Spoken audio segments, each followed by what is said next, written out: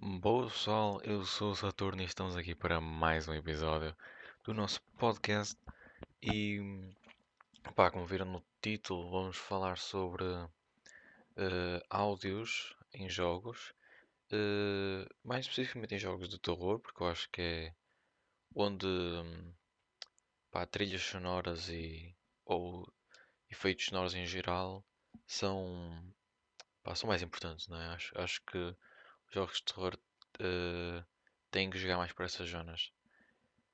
Mas pronto, eu até queria falar de um jogo específico que descobri recentemente. Tipo, apareceu-me um vídeo sobre o jogo e o jogo em si fez-me dar vontade de fazer este episódio sobre áudio em geral. Portanto, vamos falar sobre um jogo chamado desculpem, Hail Walled Loophole, desculpem, que é um jogo que parece muito PlayStation 2 em questão gráfica e vocês estão num asilo para malucos, basicamente. Vamos, é o que dá a entender isso.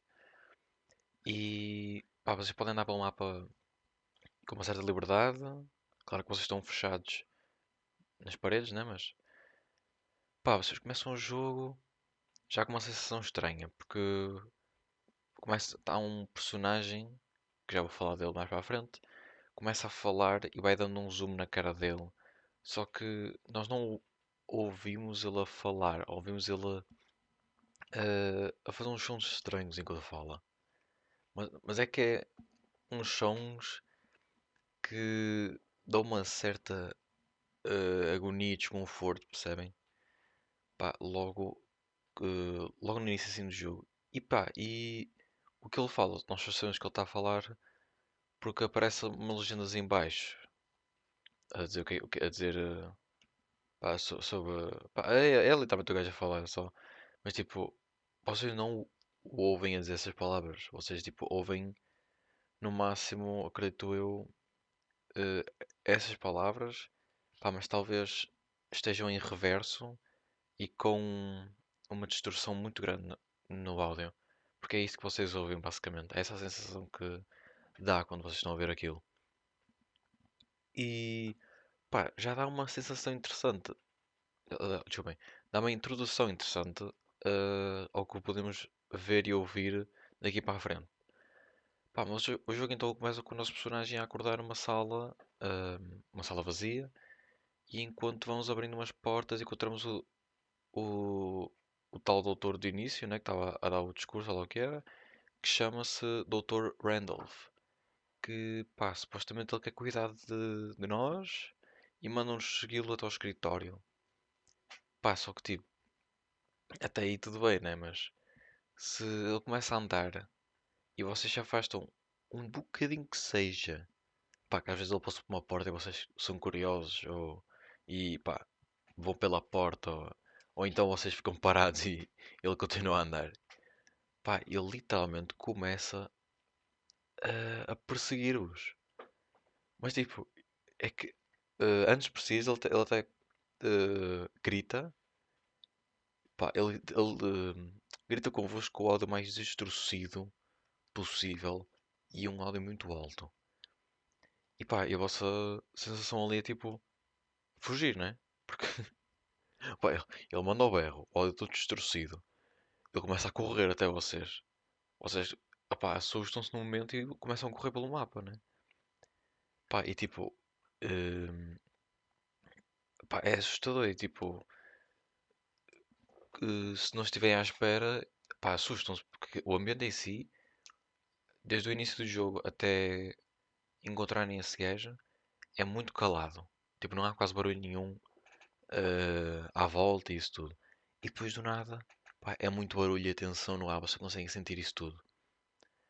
E mesmo que o percas de vista, mesmo que consigas tipo, escapar um bocado e depois num outro canto do mapa, da divisão, né? Porque o mapa em si não é tão grande, a música continua e ele vai à tua procura.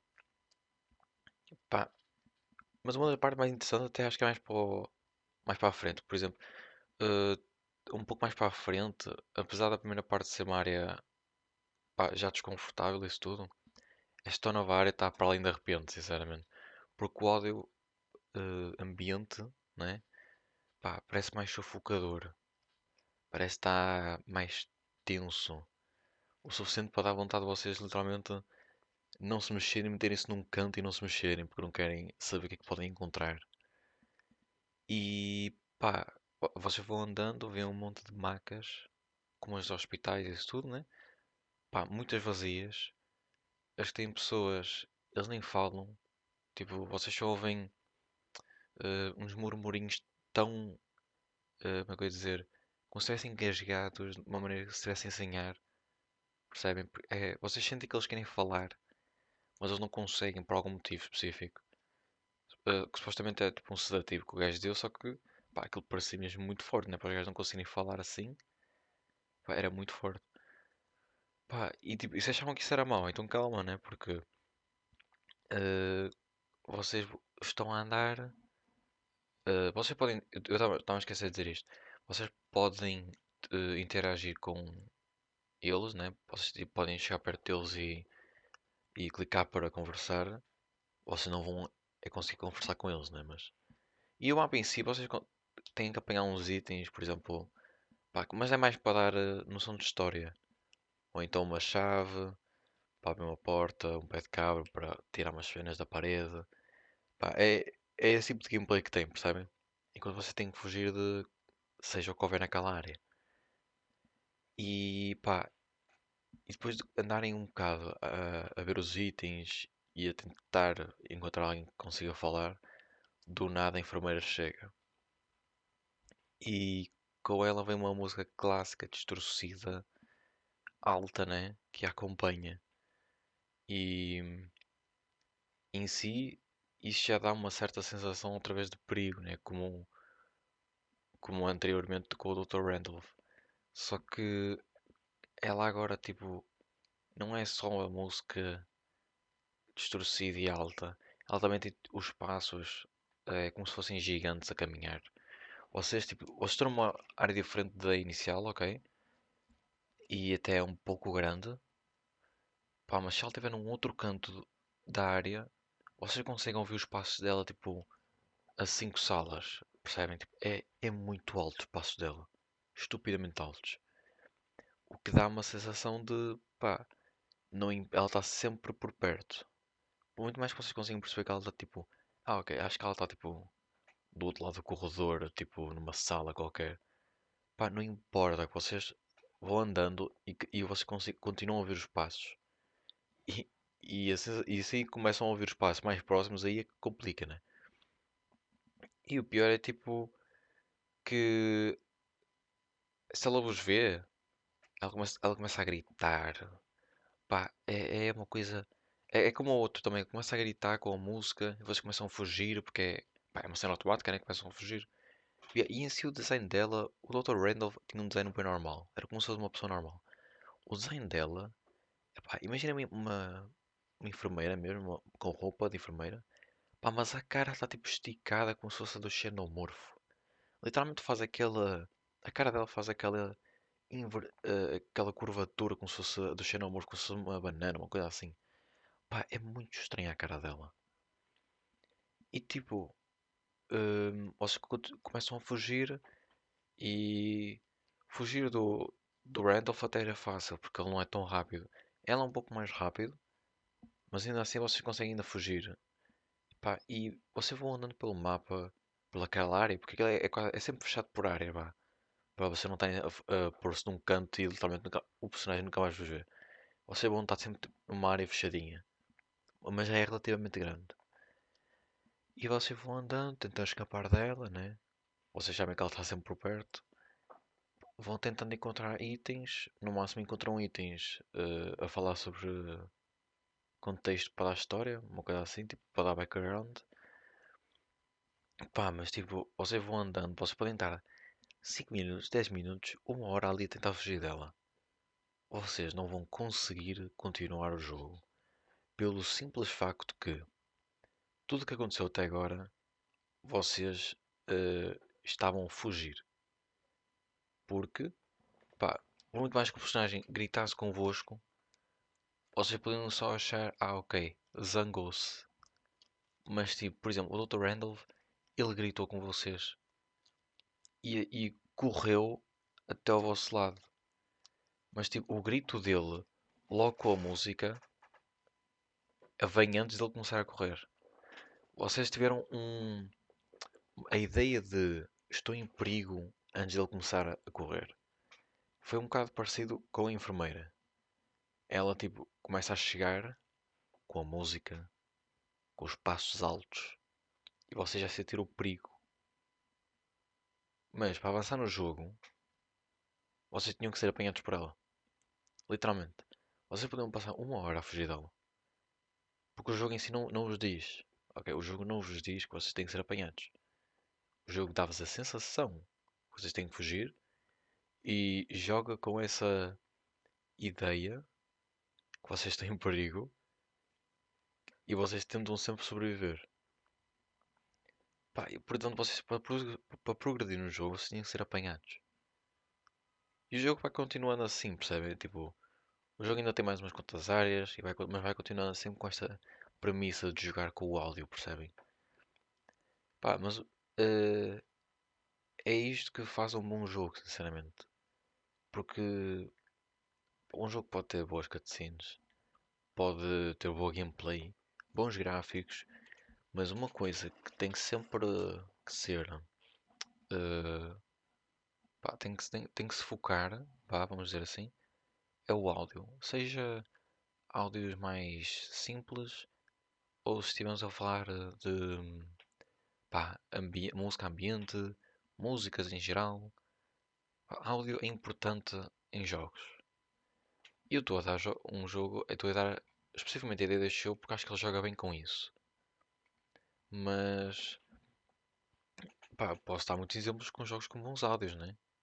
Tipo, e nem precisa ser terror. Por exemplo, você tem, sei lá, jogos como Ori. Acho que vocês estão a ver qual é o Ori, né? Pá, aquele jogo tem um áudio incrível. E não é um jogo de terror, não é? Não é propriamente um jogo de terror. Little Nightmares, se quisermos voltar sempre. Se quisermos estar a jogar com os jogos de terror, podemos sempre ir por aqui. Little Nightmares também é terror, mas tipo, ele joga muito bem com as músicas de tensão, com pequenos áudios de fundo, para vos dar premissas do que pode vir a acontecer daqui a poucos momentos, não é? Limbo também gosto de pensar que ele faz uma boa escolha nos áudios, porque sempre parece muito vazio, mas o áudio preenche um bocado esse vazio do espaço, mas de uma maneira um bocadinho aterradora muitas das vezes. E pá, sinceramente, eu acho que uma boa parte dos jogos é. Eu digo música, mas eu estou a falar de áudio em geral, ok? Porque nem todos os jogos têm músicas e nem por isso eles são maus.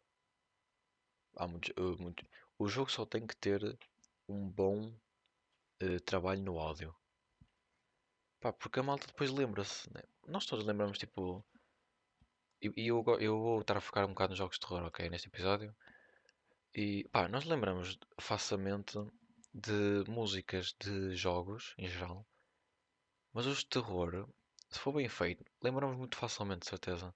Porque se for bem feito e a malta gostar, torna-se o que podemos dizer um áudio icónico. Né? FNAF tem muito disso também, áudios icónicos. Apesar de não ser tão reconhecido, porque pá, não é dos jogos de terror mais aterrorizantes, né? Não é propriamente o objetivo ser um jogo de terror muito aterrorizante. Os jogos do Bandy, desculpa que a minha voz falhou. Os jogos do Bandy, pá, o trabalho que eles dão na música ambiente, pá, há umas músicas específicas em algumas áreas que, pá, são memoráveis. Para quem jogou e para quem gostou, são memoráveis. Pá, mas é isso, tipo, um jogo bom tem que ter uns áudios fixes, porque senão morre um bocado.